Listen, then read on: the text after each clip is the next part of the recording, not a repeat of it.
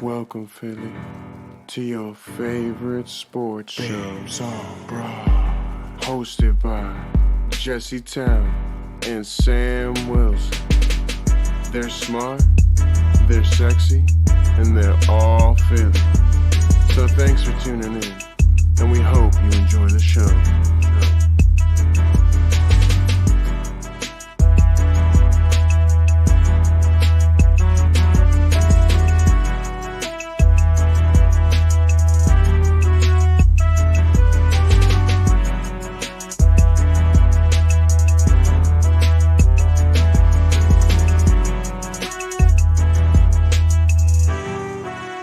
Babes on Broad.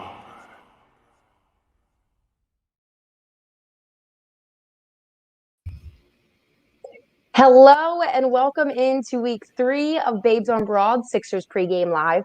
I'm Sam Wilson with my co-host Jesse Town, and we are the Babes on Broad, brought to you by Bleeding Green Nation and SB Nation. We want to thank everybody for tuning in to our pregame show right away this week. So normally we have you guys vote on which game we're going to go live with. I know. I gotta keep that in mind, Jason. Thank you. As I do it right now. But so we normally let everybody choose the game of the week on the poll if there's multiple competitive games that week. And this week we let you guys do that because this game originally against the Nets and coming up in an hour from now looked like it was going to be a great matchup with Kyrie Irving and Kevin Durant on there. But now things are a little bit different. So we'll get to it. But KD and Kyrie are both out for this game. So tonight we'll get started off by talking about that matchup with the KD list and Kyrie Irving list Brooklyn Nets in an hour from now, as I already said.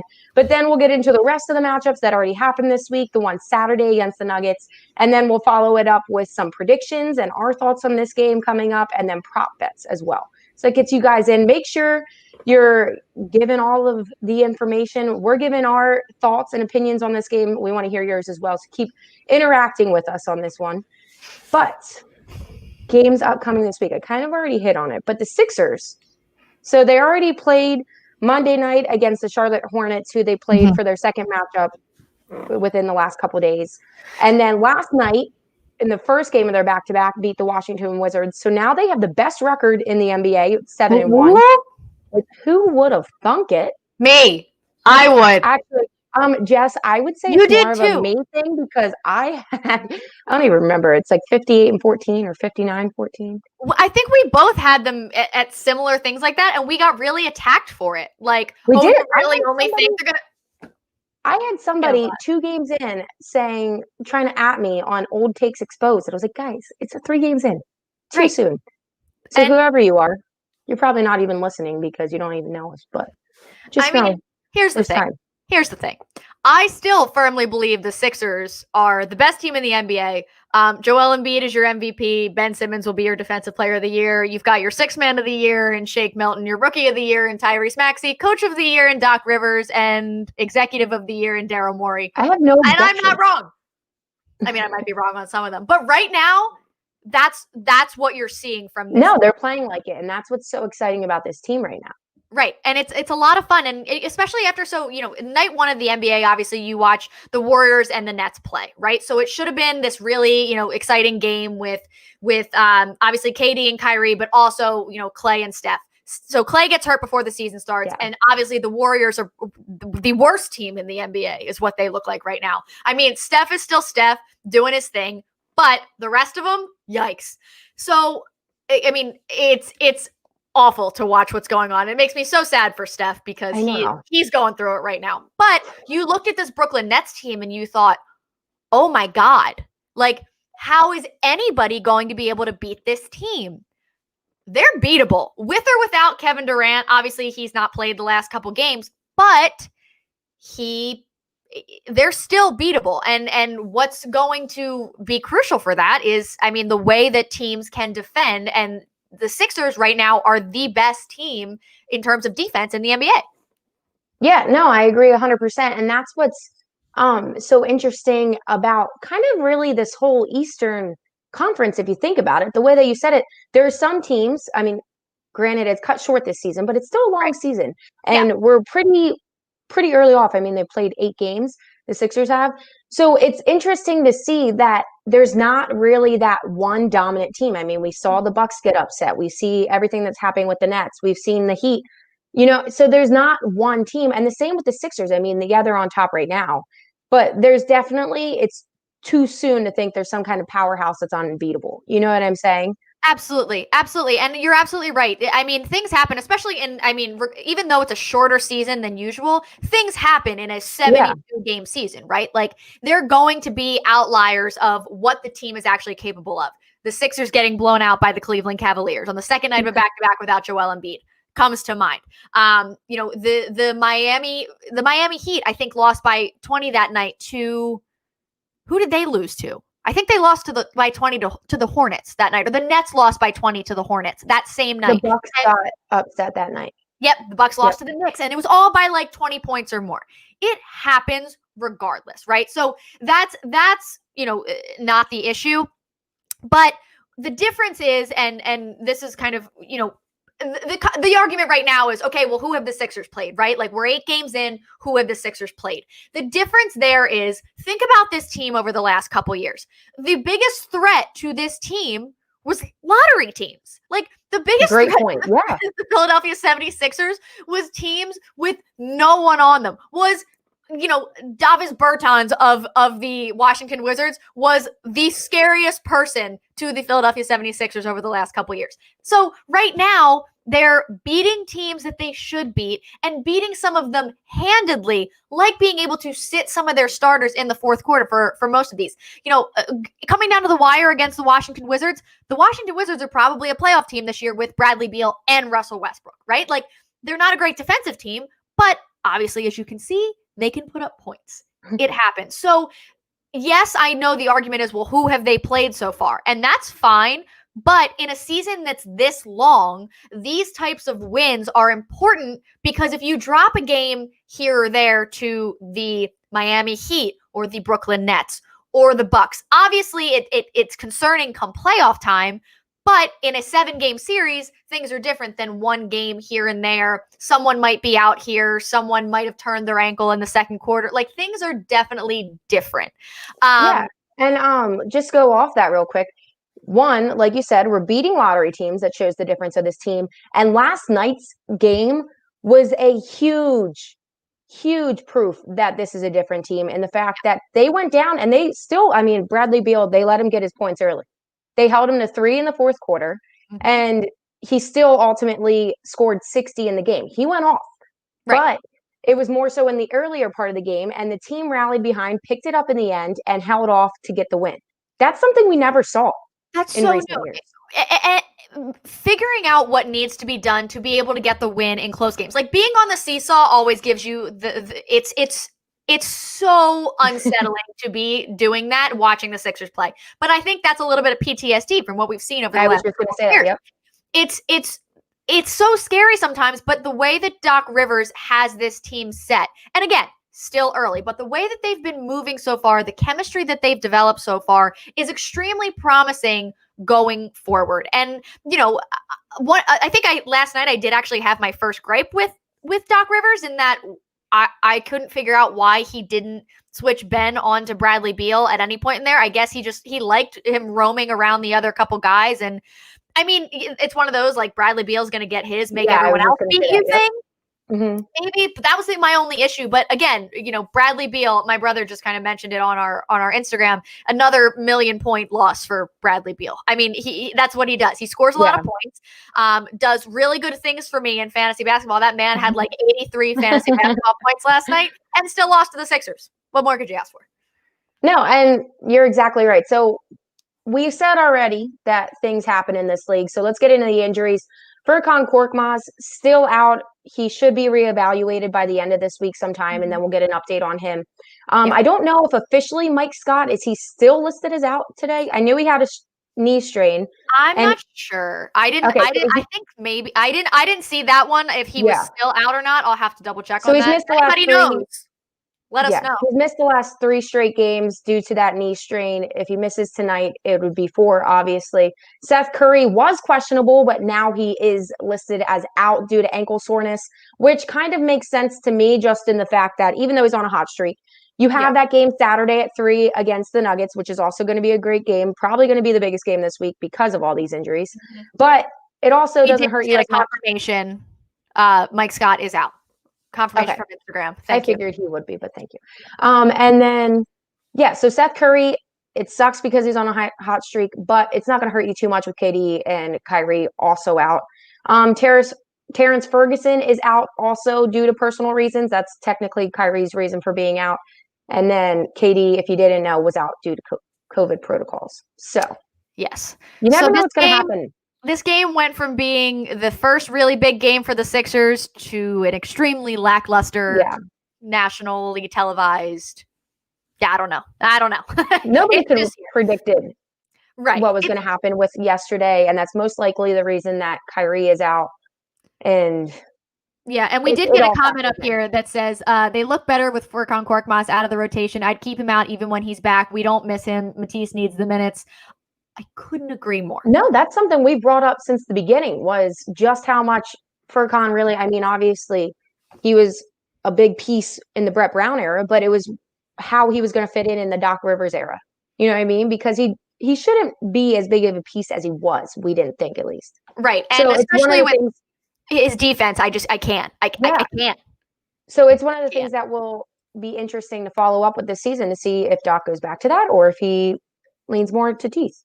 Yeah, I think, I hope he does, because for me, one has to, if you're only good on one end of the floor, that's fine, right? Like, that is totally okay. Like Seth Curry, for example. I was just going to say, like Seth, yeah. Good one end of the floor, but he's so good on one end of the floor, it's okay. You know what I mean? Yeah.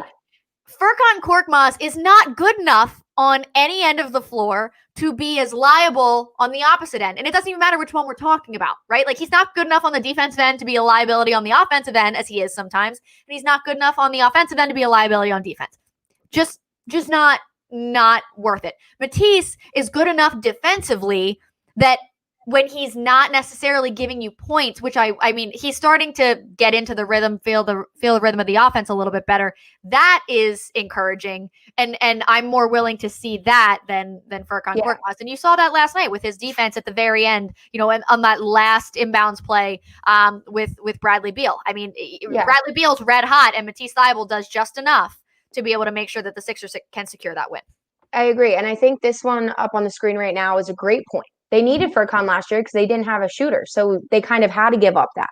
But when you have a guy like Seth Curry, no, like you don't need that as much because he's averaging 30 points per game right now. And he has a career high of 17 points per game as well. And he's shooting almost 60% from the three. So like it's a much different game. We'll just say that than what we used to have. And that's the thing, roster construction, shocking, wait for it. Roster construction has an impact on how the season goes? Oh, that's my God. All of Philadelphia needs to learn. What a time to be alive. Anyways, nope, we're going to continue. The Sixers are good, and we're going to continue to be positive about the Sixers. But what I was going to say was, the roster last year, again, there were parts of it, like signing out Horford, I got it. I understood the logic. Yeah, made sense in the beginning. It did. It did not work out. You need shooters around guys like Ben Simmons and Joel Embiid. And you can see it by simple things like, you know, the other night they asked Joel, you know, you're doing a lot better out of double teams. What do you credit that to? You're not turning the ball over as much, et cetera. And he goes, well, when I pass the ball, the bucket goes in. So like when someone shoots it, it goes in. That's never happened before. So instead I got tired of seeing the ball not go in. So I just decided to do it myself. Hence my turnovers. And similar things, like I saw something today, you know, someone's, you know, whining and moaning about Ben Simmons having a career low in points per game this season. Well, when you have shooters like Danny Green and Seth Curry around you, and the way that Shake Milton has stepped up, guys like Joel Embiid, who are, I mean, Joel is playing phenomenally right now. And Tobias Harris as well. Like, in the starting five, Ben Simmons should be the last the last shooting option. You know what I mean? Like, obviously he's gonna drive, and Ben has stepped up in terms of his aggression, which I really love, and he's looking for those foul calls now so he can get to the line, which I love to see. Hey, you. There's a dog wreaking havoc in here. That's something that we love to see, right? So a career low in points per game with Ben Simmons, I don't mind. The man had 12 assists last night. No, and that's something that Doc Rivers said since the very beginning, as soon as he got here, was in his kind of scheme that he likes to play, Ben Simmons doesn't need to be an all-star shooter. You know what I mean? So, and that's what we're seeing. So I don't think that's an all-star player. Yeah, agreed. This is an interesting, before we get into key matchups, really, this is an interesting question with this team because I think it's too soon to tell right now. Mm-hmm. I think right now the GM obviously has put them in a great position, but with seeing how well Tobias Harris has performed lately and everybody else rallying around having the confidence in each other, it goes on the coaching too. So it's right now, to me, it's hand in hand. And I think to answer that, we'll have to wait a little further into the season. And I think the question would be different if it was the same exact roster from last year, we'd obviously be able to tell like what was the difference. But because it's a totally revamped roster with a new coach, I think that there were a lot of things that needed to be changed. And I think that there are a lot of things that I give credit to both things, like Joel Embiid improving and decreasing his turnovers, and Ben Simmons, I think there are certain things that are attributed to having a better roster around them, and that's Daryl Morey because he put this roster together in like an hour. But then there are other things like Ben Simmons' aggressive mentality. That's coaching, and those things, and Tobias Harris being put in the best positions again to be able to succeed the way he did when he was a fringe all-star, when he was with the Clippers. That's coaching. So I think you're absolutely right. It goes hand in hand, and with a terrible roster, it could be different. But I think that Daryl Morey and Doc Rivers were two of the perfect people to step in here at the time they did. It's a gift. Having Doc Rivers as the coach of the Sixers is an absolute gift. Agreed. So Jess, with all this being said, obviously we've already said taking on the Nets tonight, there's a lot missing. So what are the key matchups now with everything, all the injuries, everybody who's out? What are the key matchups in this game coming up? First of all, I think this is hilarious. Yes, there's a photo bomber in the doorway. We're trying to get the dog out of the room. I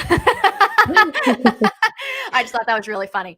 But the Nets lineup was extremely wishy-washy without Kevin Durant. They were trying to figure it out because obviously they didn't have KD, and then Spencer Dinwiddie went down with a partially torn ACL. So their last starting lineup was Kyrie, Bruce Brown, Taurean Prince, Jeff Green, and Jared Allen. I guess now, obviously, Karis LeVert is going to be in that starting spot where Kyrie is. Their shooting off the bench now is questionable. I mean, they have Joe Harris. Obviously, he's shooting off the bench, but maybe more ball handling off the bench is a better thing to see. So, I mean, I guess, my question tonight was going to be, Ben Simmons versus who? What do we think Doc Rivers has up his sleeve? Because he can, kind of float around so flawlessly, guard any position. I mean, I would have said, you'd like to see Ben on Kyrie, but now, I mean, you have to figure, could he be on Karis LeVert, or is he going to be on somebody? I mean, I guess maybe you see Shake Milton on a guy like Bruce Brown, but then, how favorable is the matchup with Danny Green on either Taurean Prince or Jeff Green? Not as much. Ben Simmons has the height advantage there, as does Tobias Harris. So, I think really the matchup that the Sixers are going to be able to exploit the most is Joel Embiid versus Jared Allen or DeAndre Jordan. I mean, literally, without Kevin Durant, who is stopping Joel Embiid on this team? Yeah, there's no answer. No one. So this should be fun. No, I agree. And that's the only thing really that I can think of for the Sixers not getting this win would be because they're not good at the second game of the back-to-back.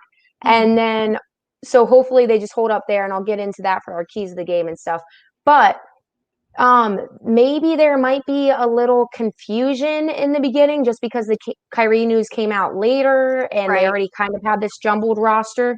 So that's the only thing that I think might throw them off a little bit, but I don't think it should ultimately too much because, like we said, Doc Rivers, he's a vet. He's a great coach. He'll make adjustments that he needs to make throughout the game.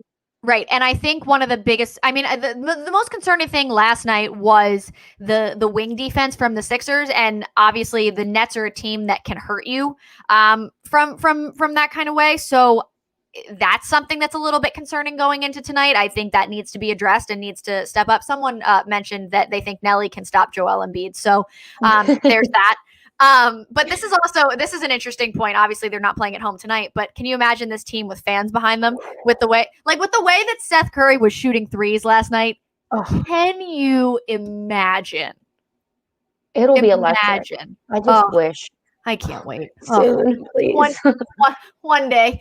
Yeah. But yeah, I mean, ultimately, my key to the win tonight is going to be taking care of the ball and executing, not committing dumb fouls. I mean, this team shouldn't be able to beat you. So as long as you're not doing things to shoot yourself in the foot and essentially hand them reasons to win and hand them ways to win, that's kind of going to be my key to the game. So I have the Sixers winning. Now I need to rethink my score prediction because I don't think I originally had a score prediction of 112 to 109. But I don't think it's going to be that close. As long as the Sixers do what they need to do, I think they should, have this game pretty taken care of by the beginning of the fourth quarter. So I'll say, 112 to 92. Sixers. Ooh. Okay. So yeah. So what about you? I also have to. I'm trying to in my head kind of threw me off because I realized I didn't rethink of a score. So I'm gonna have to. I'll just get there when I get there. But so my key for the game. My key for the game is just to start hot and remain in the game the whole time. I don't think that's going to be a problem so much anymore because of the injuries or the players actually playing for the Nets. So I don't think it's going to be as big now. I think the biggest thing will just be the Sixers getting over that hump that they're not usually good on the second game of a back-to-back and them not looking tired or lackadaisical because Kyrie and KD aren't in there. And I think it's also going to be interesting to see Joel in his first game of a back-to-back this season because, I mean, we never really used to get to see that because they would always have him, what was it called? Load management. So they always had him, on load management. So we never got to really see it. And then we didn't get to see it the only other time it happened this season because he had that back tightness. So that'll be something I'm looking out for tonight as well, is just see how he performs in that kind of aspect. But like we said, now it's not as good competition. So I don't know how much I'll chalk it up at the end. But initially, I did not have a good feeling because of all those reasons going in tonight. I was kind of hesitant and I had it really close because of those reasons. Yep. And I had it at 105, 104 or the Sixers. And now with everything that's happening, I'll keep it at 105 for the Sixers, but I'll take it down to 95. So close to yours on that one. 95 for the Nets. So 105, 95. Yeah. And this is definitely huge. I mean, obviously it sucks because of why he's out with his injury, but he is a Sixer killer. So that is something that kind of opens the door for the Sixers in terms of, long-term through the season, through playoffs, etc. I mean, I think that they could easily, I would love for them to get some, as Doc Rivers put it, old-fashioned load management and be good to go by the fourth quarter so he can sit some of the guys and let them rest up a little bit. Because they don't play again until Saturday, but they do have an early game on Saturday at 3:00. So we got some other scores that kind of came in here. As long as they stay loose, keep having fun. 119-110 Sixers. Another key, don't turn the ball over. Always the key for the Philadelphia 76ers, 109.95. We had one on Instagram from Rye PSU, 114.98. Anybody else have some score predictions? They're all doable. I just personally don't think it's going to be that high scoring of a game because of the fact that they're going to have a little bit of lag there from the second game of a back-to-back. And for the fact that they don't have Seth Curry to put up those points when, you know what I mean? So I just don't see it being as high as we normally would see from them in a game like this. Man, I shouldn't have talked about that. So I'm playing Joe this week in fantasy basketball, and he has Seth Curry. And I was so angry because I had him on my watch list, and I just needed one more player to play one night so I could pick him up the next morning. And Joe got him before I did. And now he knows he needs to take him out before the game tonight. Gosh darn it. It's such a pain. Ugh. You should have blocked him. I should have blocked him so he couldn't watch our show. No, he's very good about trying to watch on all platforms. He really likes to be a part of this. All right. So some other storylines of the week, obviously, no Kevin Durant. But the other game this week, last one, is the Sixers versus the Nuggets. The Nuggets kind of started off struggling a little bit, a really slow start to the season. But obviously Embiid versus Jokic is a really good matchup every single time. And kind of always fun to see. I think one of the keys to that is going to be obviously, Jamal Murray can turn it on at the, in the blink of an eye. He historically goes, it has a very slow start to the season, and he's again showing you flashes of what he did in the bubble, but still kind of just a little bit slow. So I think they're 3-4 right now. They also play tonight. So, another team but again, I think the West is a little bit better of a conference that they've been playing in. But I think so realistically, I was going to have them going 1-1 over these next 2 days, but really now it throws it off. It throws it off. And I don't think they don't lose at home. They don't. And I don't think they lose tonight. So I think they do go 2-0 over these next 2 games. Yeah. So I originally had them going 1-1 because of the fact that if they did get this win, maybe they'd have to push out, give their all. And because it was a early game on Saturday, maybe they wouldn't be recovered and they might slip up on that one. Mm-hmm. But now, because of all this, it's going to be interesting to see how it plays out. But I think it's very possible for them to go 2-0 between today and Saturday. Yeah, I agree. And this is absolutely true. I need it. I know. I want to see some of that old-fashioned, not too much because you don't see it from Joel that much anymore, but the old-fashioned trash talk, But we're seeing emotion from him again. He's like, he's having fun. The smile warms my heart. The emotion and like the fun that I see him and Ben having together, just like my heart. It brings me just joy in ways that I can't even explain. I can't even explain. Joy in Philadelphia. I thought that wasn't allowed, I mean, it hasn't been here for the last 6 months of my life, but that's neither here nor there. All right. It's a new year. Oh, 2021, please be good to me. All right. Let's get some prop bets in here before we close out our show. So if you haven't been with us for our pregame shows before, we're going to throw out some prop bets. We completely make these up every single time we do a show. They're all on us. They mean absolutely nothing. But when we ask them, we'll give our opinion, but we also love if you flood the comments and let us know what your thoughts are as well. So first, we got a question up here. What do you think the Sixers will do about Embiid's minutes tonight? Well, I hope there's some old-fashioned load management. No, I agree with that. And I think, I kind of already hit on it. I think this game will be interesting in the fact that, you kind of want to save him a little bit for Saturday, but I personally just want to see how he is and what he's capable of doing on the second game on back-to-back, because we haven't seen that truly from Joel. And he's healthy, knocking on wood. But so, you want to see that. And I'm interested. My dog thinks somebody's at the door, if you heard that, because I knocked on wood. But I had to take a second to be like, was that mine? I just think that, in terms of his conditioning and, that's something that it's always talked about. I think that Doc might want to see truly where it is. But also you don't want to push it too far. No, I agree.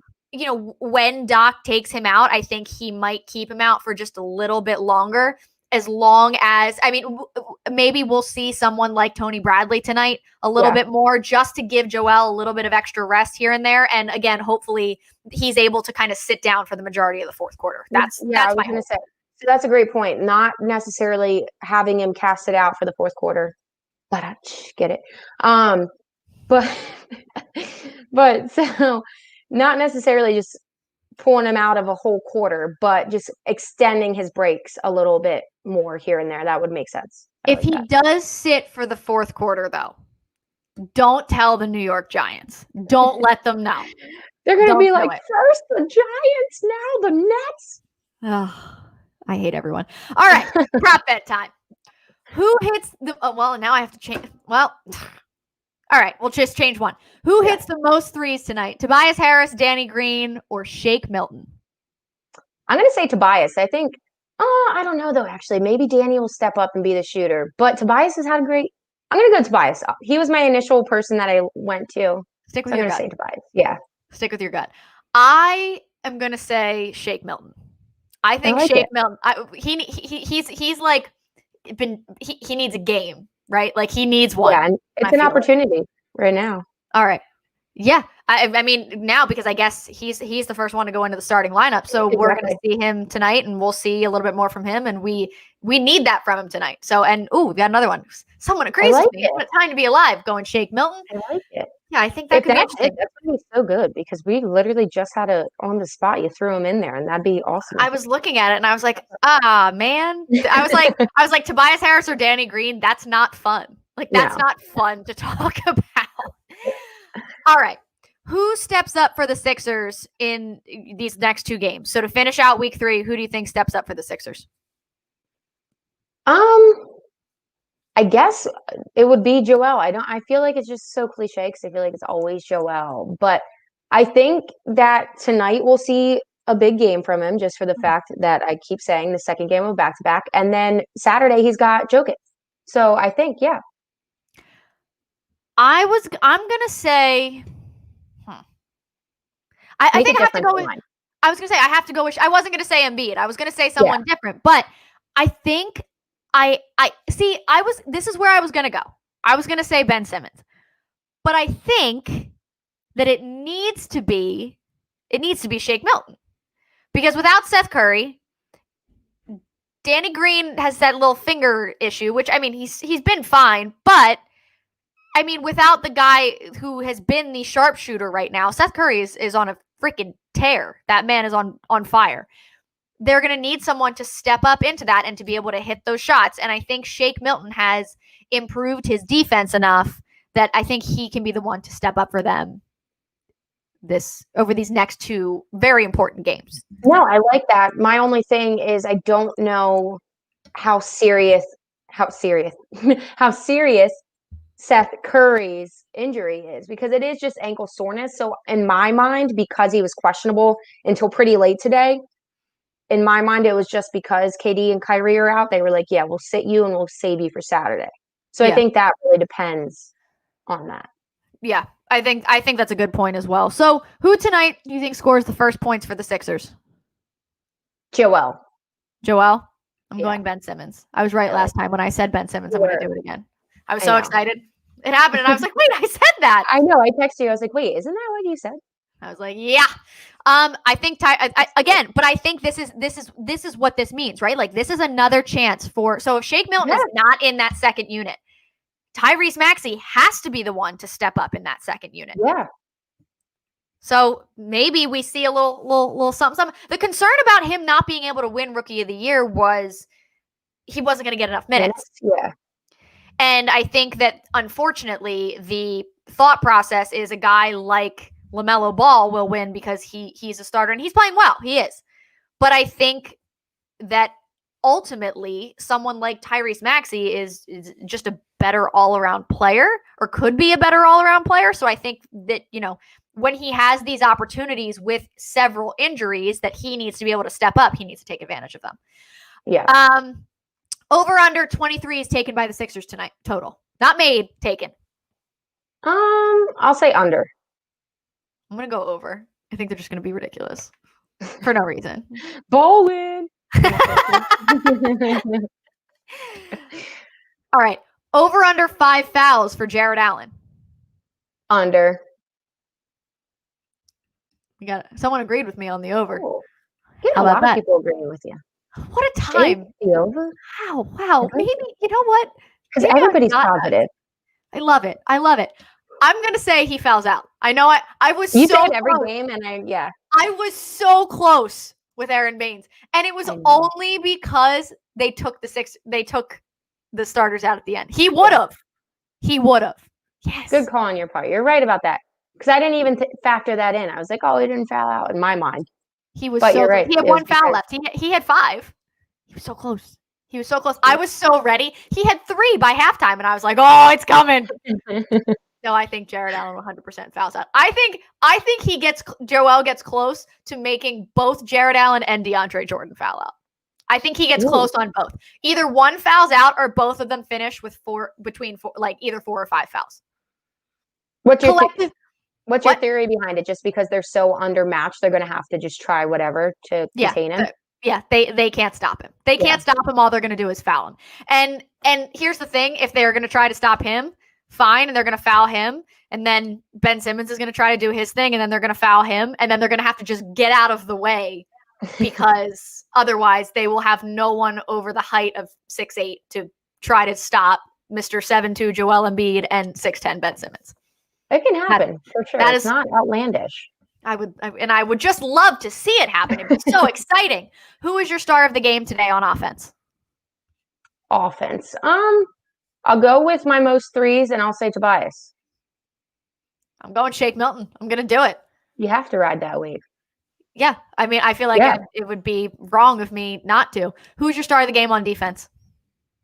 Ben. Yeah. He is the defensive player of the year is what he is. That's exactly what he is. Do we have the MVP and the defensive player of the year in the same year? Yes. Has that happened before? I don't know, but I also think this was my prediction of the season. I think both Joel and Ben Simmons finish in the top 3. You did say that. Defensive player of the year. So I think that it's very realistic that Joel Embiid wins the MVP, but also is in the conversation for defensive player of the year, but so is Ben Simmons. They could be that good, and they are that good. You got someone agreeing with you there too. Chris got you. Thanks, Chris. All right. Well, we are coming to the end of our pregame show. I have to go cook dinner. I'm starving right now. My stomach's been growling. The whole time. If you've heard that, it's not an animal. It is my stomach. It wasn't actually your dog barking. It was your stomach. Joel, exactly. Yeah. This all the way. This is, you know what? Right here. This is how we finish. We got a JoJo defensive star of the game up here. How important has Seth Curry become to the Sixers offense? I mean, huge. Yeah, he's been as long as he's playing as great as he's been playing, I mean, I feel like we can't ask him to play this strong the entire season. But as long as he stays close to it, he's a huge part. He's on pace for a career year. You said that earlier, playing 30 minutes a game, which is more than he usually does as well, with an averaging 17 points per game, which is a career high for him right now. Apparently, Paul's sister's college roommate was a flight attendant on one of the Sixers charter flights this year. Said they were very nice young men. I think that's so believable. I've covered media days with them. They are so fun and nice and respectful. I like them. Great young men. And they're just having fun. And you are welcome for the card. I hope everyone got theirs. Yes. The stamps that I ordered just took too long to get here. So that's why it took so long. I'm so sorry, but they all were sent, so I hope they made it safely. But we're going to go back to this, and because this is where we're going to end. Joel Embiid for MVP. 9, 8, 76ers. I love when Sam sings. Ben Simmons, Defensive Player of the Year, and Doc wins his 1,000th game. And maybe Coach of the Year. Coach of the Year, Executive of the Year. No. Not me. You won't get me. Sure as hell, not me. But thank you for tuning in to our Sixers pregame live. Keep an eye out for this. So today, an episode of Babes on Broad dropped. Tomorrow, another one will drop. And I promise you're going to want to go listen to that one. Yes. Very special guest, Nick Ertz, Zach Ertz's little brother, joined us. I promise you, just go listen. Just go listen. And if you haven't listened to the one from today, please go listen to that one as well. Keep an eye out on our social medias to vote for which game next week we should pregame. The Sixers. Yes, you are the songbird of Philadelphia. That's absolutely true. They have a really tough stretch coming up, so there'll be a bunch of good games. So definitely keep locked on our social media so you can see which one you want to vote for our pregame show. In the meantime, go Sixers, best team in the NBA. Let's continue the run. We'll talk to you later.